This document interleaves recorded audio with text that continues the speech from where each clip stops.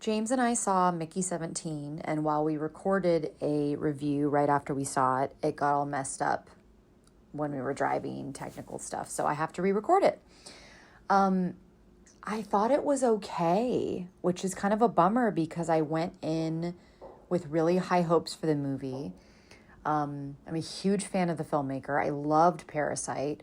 I thought the acting was extraordinary. Robert Pattinson is always amazing. Toni Collette, when are they going to give that woman a friggin' Oscar? Stephen Yeun, Mark Ruffalo. I loved the specific world building that they created, and the commentary that it had about the world. Sorry if you hear my dog whimpering in the background. She's being a little brat. Stop. I love the world that they created, the commentary, but it was slow. It dragged on a little bit, and it felt like they spent a big chunk of the beginning of the film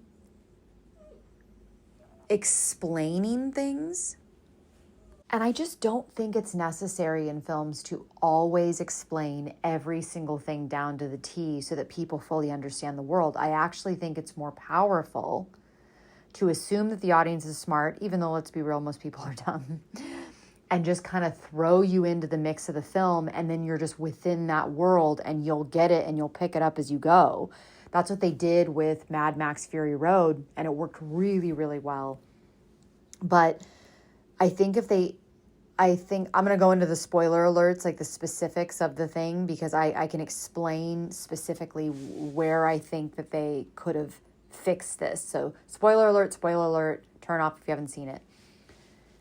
If they had cut all of the explanation and all of the exposition that he kind of throws at you at the beginning, and he just like kept it very minimal, like I'm an expendable, like, and showed him in the beginning like they did, where he died, where they thought he was going to die, but then showed that he didn't die, and immediately cut to him waking up next to the guy and being like, I'm a multiple, and then like explained why that was an issue.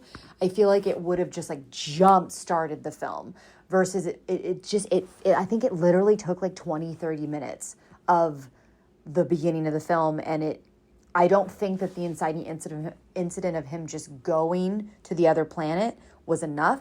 I think the thing that actually turned his life upside down, while yes, it was becoming an expendable, but the main thing was that when he became a multiple and the conflict of that. So I think that would have really helped the film personally.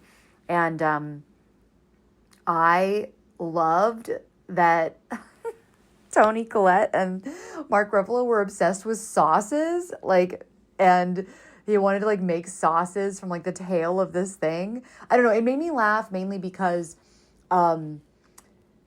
my mom had a foreign exchange student that was Japanese, and he actually joked and teased her and said, you Americans are obsessed with your sauces.